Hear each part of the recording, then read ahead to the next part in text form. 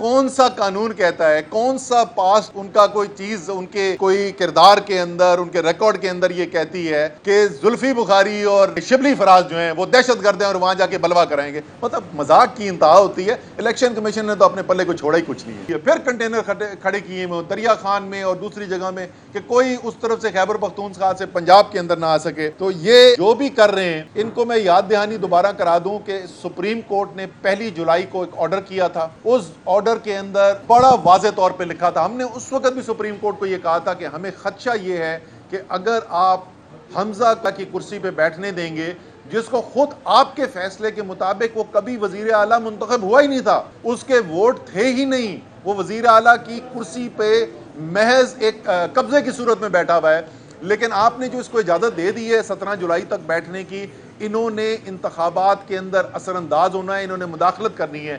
اس لیے supreme court نے واضح ہدایات کی تھی الیکشن کمیشن کو بھی، آئی جی پنجاب کو، چیف سیکرٹری پنجاب کو.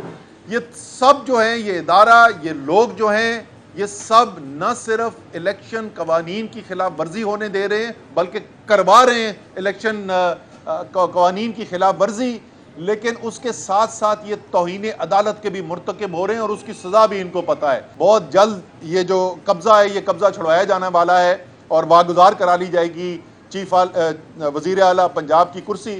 اس کے بعد یہ تمام لوگ جو ہیں جو غیر قانونی احکامات پر عمل کر رہے ہیں، جو غیر قانونی احکامات دے رہے ہیں، یہ پھر پوری قانونی کارروائی کے لیے تیار رہیں. تو جو بھی آپ کر رہے ہیں سوچ سمجھ کے کریں کہ آپ کو پھر قانونی کارروائی بھی دیکھنی پڑے گی.